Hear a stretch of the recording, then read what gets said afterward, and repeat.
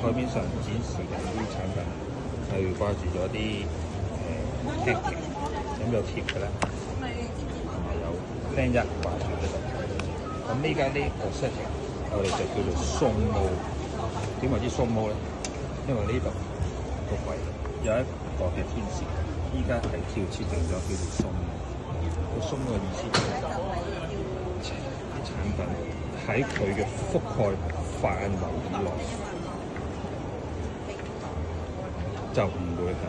當啲產品離開佢嘅覆蓋範圍以外，離開咗佢嘅覆蓋範圍咧，就會呢一個就係嗰個冷氣。當佢收到呢個嘅離開咗個範圍 trigger 咗個啱，佢就會放大嘅聲音再報警。咁呢家我哋佢哋呢個嘅天線大概1米到2米、3米，差唔多。